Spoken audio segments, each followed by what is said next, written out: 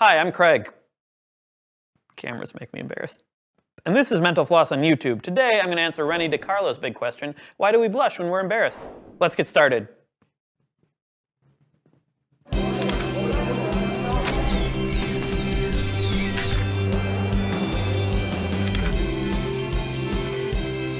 So blushing is related to the fight or flight response. They both come from the sympathetic nervous system.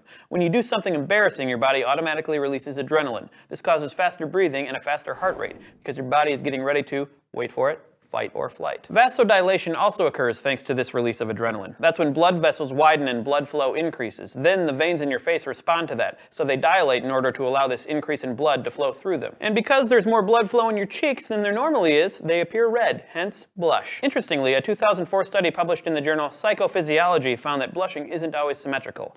And that's the first time I said a word with 3 Y's and 2 H's in it. I'm pretty excited. In the study, they had participants sing to an experimenter, which they considered embarrassing. The singing, not the experimenter. The researchers found that when they stared at one side of the person's face while they were singing, blushing was more prominent on that cheek that was being stared at. What? So that covers the physiological aspect, but it doesn't really explain why we blush. Too bad.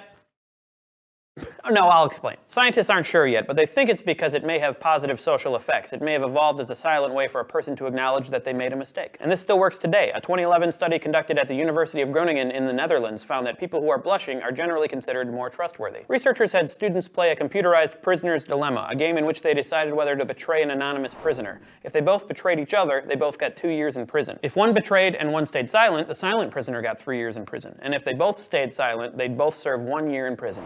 So no matter what, someone's going to the slammer. In the game, the virtual opponent betrayed the participant. Then the computer displayed a picture of the opponent. If the picture featured a blushing person, the participant was more likely to claim that they would trust that individual in the future.